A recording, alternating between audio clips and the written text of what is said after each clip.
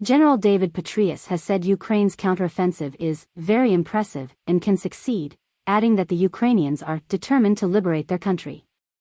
Petraeus, who was director of the CIA and led international forces in Iraq and Afghanistan before that, has been in Kiev recently, meeting President Zelensky and others.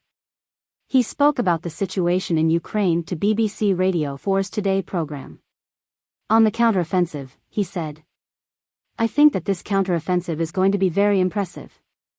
My sense is that they will achieve combined arms effects. In other words, they will successfully carry out combined arms operations where you have engineers that are breaching the obstacles and defusing the minefields and so forth, armor following right on through protected by infantry against anti-tank missiles, air defense keeping the Russians' aircraft off them, electronic warfare jamming their radio networks, logistics right up behind them, artillery and mortars right out in front of them. And most important of all, is that as the lead elements inevitably culminate after 72 to 96 hours, physically that's about as far as you can go, and they'll have taken losses, you have follow-on units that will push right on through and capitalize on the progress and maintain the momentum, and I think that can get the entire Russian defense in that area moving. Then I think you have other opportunities that will open up on the flanks as well." On whether he thought Ukrainians would accept limits when it comes to the outcome of the war, he said, "Well, they are quite categorical that winning for them is liberating all their territory. There's no hedging on that. There are no discussions behind closed doors of, oh look, we could give this up or give that up. They are determined to liberate their country.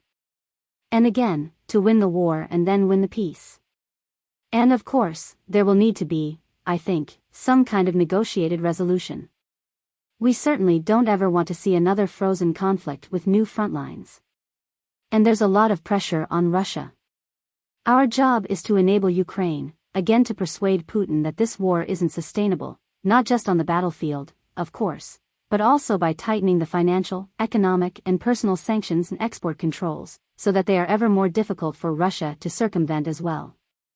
On the U.S. support for Ukraine in the event of a Republican president, he said, "Well, first of all, there's quite a long way off. There are a lot of developments that could influence that possibility. And needless to say, even in the battlefield, this is quite a substantial amount of time.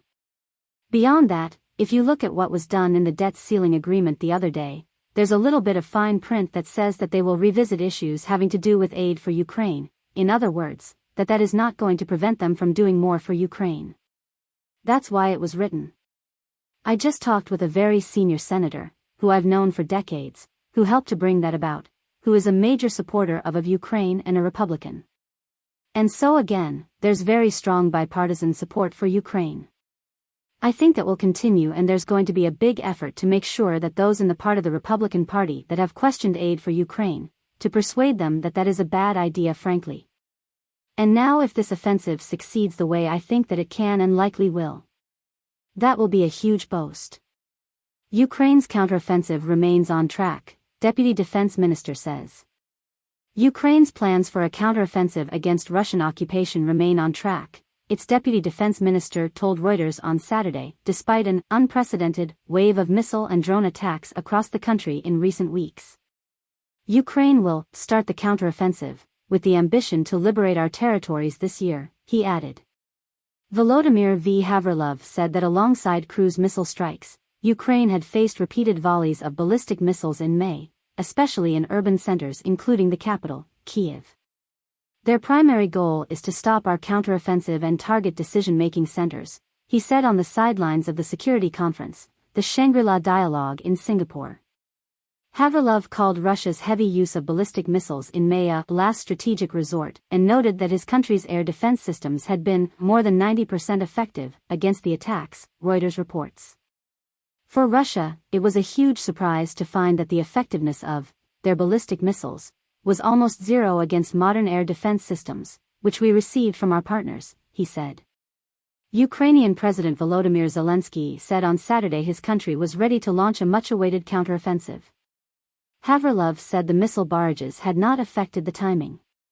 He said, "Nothing can stop our efforts, our desire, and our confidence that we'll win this war." Havrilov declined to comment about recent drone attacks and border incursions into Russian territory, including some strikes that reached near Moscow. Havrilov added, Russia, have a lot of internal events that are of course linked to this war. We have a lot of people inside Russia who support Ukraine. Havrilov said Ukraine expects NATO allies to provide a detailed roadmap to membership at the Defense Pact summit in Vilnius, Lithuania, next month. He said, "We want to see a clear set of steps to be taken by both sides. Not just an indication that the door is open."